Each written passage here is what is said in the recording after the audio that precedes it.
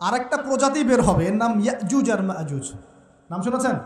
এই যে এই সূরার মধ্যেই আছে, এই সূরা কাহাফের কথা বললাম না, সূরা কাহাফের পিছনের দিকে আছে ইন্না ইয়াজুজ ওয়া মাজুজ মুফসিদুনা ফিল আরদ।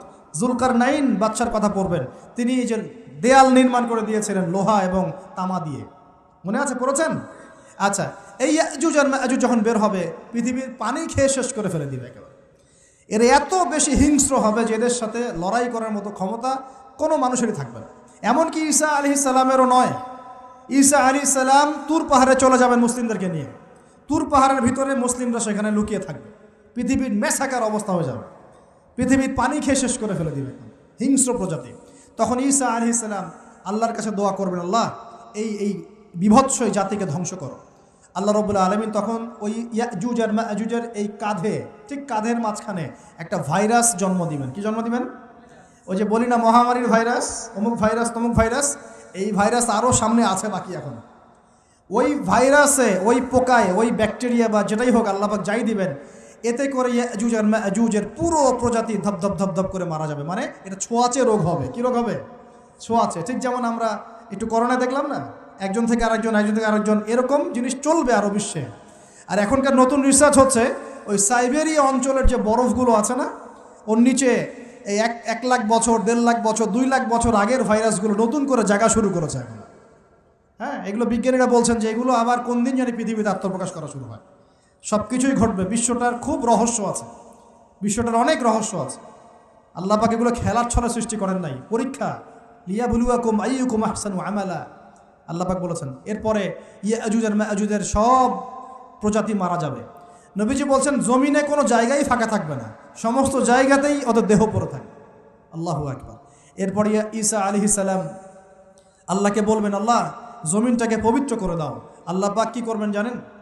বড় বড় নখরওয়ালা, বড় বড় নখ আছে, নখ দেখেছেন? বড় বড় নখ, বড় বড় নখওয়ালা একটা স্পেশাল প্রজাতির পাখি আল্লাহ পাঠাবেন। কি পাঠাবেন? পাখি। এটা কোন পাখি, কি নাম আমরা জানি না, মহাবিশ্বের কোন জায়গা থেকে আসবে তাও জানি না, পৃথিবীতে আসে কিনা তাও জানি না, আল্লাহ পাঠাবেন।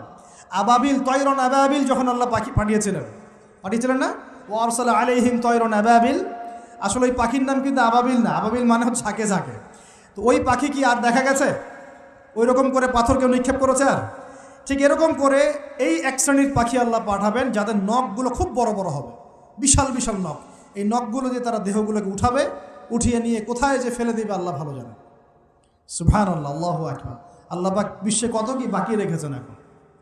এরপরে আল্লাহ পাক কী করবেন জানেন? আল্লাহ পাক বৃষ্টি বর্ষণ করবেন। এত বেশি বৃষ্টি হবে, এত বৃষ্টি হবে, জমিন ধুয়ে পরিষ্কার হয়ে যাবে। হাদিসে আসছে জমিন একদম চকচক করবে, জমিনটা পরিষ্কার হয়ে চকচক করতে থাকবে। এরপরে, কারণ ওই ভাইরাস তো ধুইতে হবে না, ভাইরাসকে ধুয়ে সাফ করতে হবে। তারপরে ঈসা আলাইহিস সালামের সময়ে বলা হচ্ছে, তার সময়ে একটা ডালিম, ডালিম দেখেছেন কি না? আনার ডালিম, এই ডালিমের যে খোসা হয় না, এই ডালিমের খোসার নিচে একটা পুরো পরিবার আশ্রয় নিতে পারবে। কি বুঝলেন? এত বড় বড় ফল হবে, এত বরকত হবে জমিনের মধ্যে। কখন বরকত হয়? যখন একটা জনপদের অধিবাসীরা আল্লাহর সামনে আত্মসমর্পণ করে, তখন আল্লাহ বরকত দেয়। আমরা কি আত্মসমর্পণ করছি? এই জন্যই তো অর্থনৈতিক মন্দা চলছে। এমনি এমনি নাকি? সুদ খাচ্ছেন, দিব্যি ঘুষ খাচ্ছেন, দুর্নীতি করছেন, জেনা করছেন, মানুষের সম্পদ আত্মসাৎ করছেন, মাপে কম দিচ্ছেন, আবার নামাজও পড়ছেন, মাশাআল্লাহ। তো বরকত কোত্থেকে আসবে? তো বরকত কখন আসে? যখন একটা কম আল্লাহর সামনে সম্পূর্ণ আত্মসমর্পণ করে। একটা ডালিম হবে, এটা রূপকথা নয়, এগুলা গাল গল্প বলছি না। এই প্রতিটা কথা আল্লাহ পাকের ওহী থেকে আসছে, এর একটা কথা মিথ্যা হবে না ইনশাআল্লাহ তাআলা। বিশ্ববাসীরা দেখবে একটা ডালিমের নিচে একটা পরিবার আশ্রয় নিতে পারবে। এত স্পেসিফিকলি বলা হয়েছে হাদিসগুলোতে। নবী সাল্লাল্লাহু আলাইহি ওয়াসাল্লাম বলেছেন যে 10 জন ঘোড়সাওয়ার, কয়জন ঘোড়সাওয়ার? 10 জন ঘোড়সাওয়ার বের হবে ইমাম মাহদির সময়, যারা খোঁজ নিতে যাবে যে দেখি দাজ্জাল বের হয়েছে কিনা।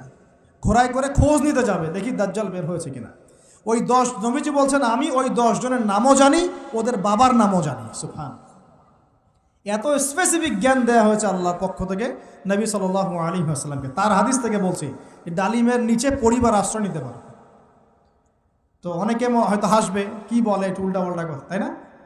নাস্তিকরা মনে করতে পারে যে হাসবে, আরে হাহারি এক দিয়ে রেখে দেবে। এখন মানুষ ফেসবুকের মতো চিন্তা করে, ফেসবুকের মতো হাসে, ফেসবুকের মতো কাঁদে,